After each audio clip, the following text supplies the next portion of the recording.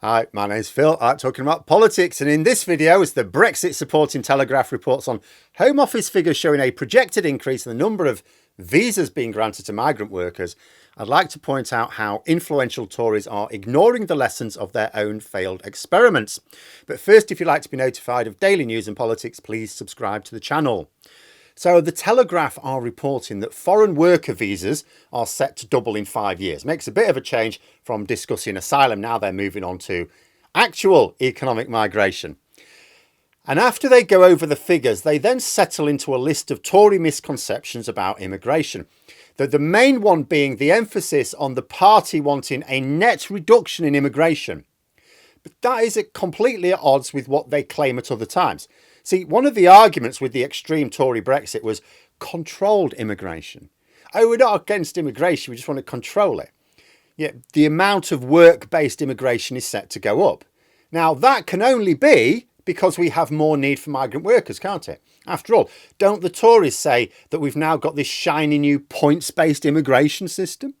So if the number of visas is going to go up, and indeed will double over the next 5 years, then surely that means we need more migrant workers.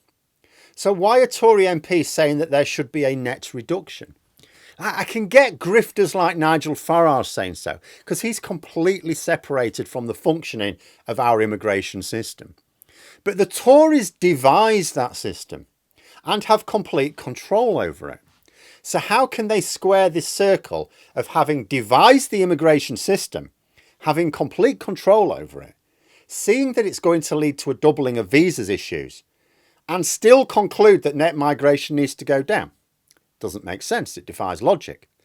Well, there are a few clues in the article, the main one being about a plan reported by Suella Braverman and Robert Jenrick to raise the salary threshold for skilled workers to make it harder for foreign workers to come to the UK.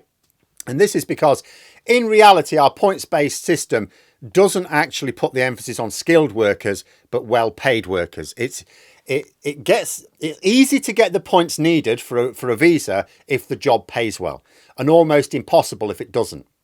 The result of this, as I've pointed out in the past, is that foreign workers can come to work in the UK, no problem at all, get the points easy, piece of piss, if it's a well-paying job. But for a low-paying job, as defined by the government, unless it's on the exceptions list, you've got virtually no chance, because most of the points are related to the salary, which means that British workers are forced into those lower paid jobs because they are much less competitive, easier to get. But it's much more competitive for the higher paid jobs, not just because they're higher paid, because actually it's really easy for a foreign worker to get a visa for it. But this thinking about raising the salary threshold for the points is presented as, oh, it would force UK employers to train UK staff if they can't get the visas for foreign workers. Oh, they'll be forced to train UK staff. And it's like, but we know this is nonsense because it's already been tested. Never mind what the salary threshold is.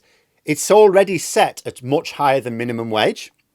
If this salary threshold, whatever it's set at, had the effect of forcing employers to train up UK staff if their wages didn't meet it, we would already have seen that for jobs whose wages do not currently meet that threshold. Yet this has not occurred. Hospitality venues have closed down or at least scaled back due to lack of staff. Farmers are planting less because they can't get the seasonal workers, and they have a special visa scheme, which is more than some industries get, and they still cannot get enough workers. Yet wherever you see industries with a significant number of these below threshold paying jobs, you don't see a load of training courses suddenly starting up for British workers to do them. You just see permanent vacancies and businesses either shrinking or closing down altogether.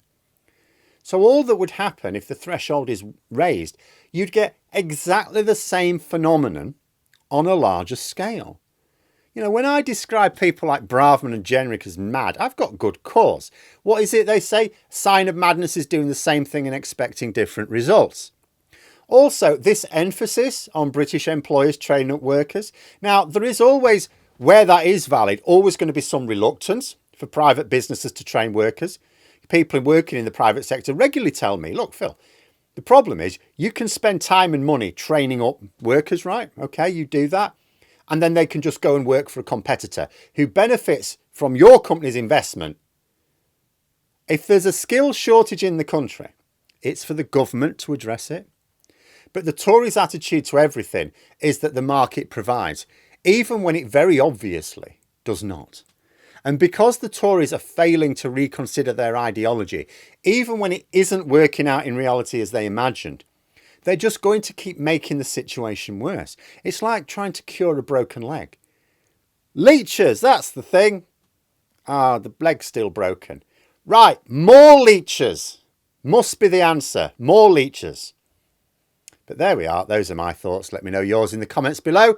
Hope you found the video interesting. If you did, please click the like button. And if you'd like to support the channel further, the join button for memberships. And until next time, I'll see you later.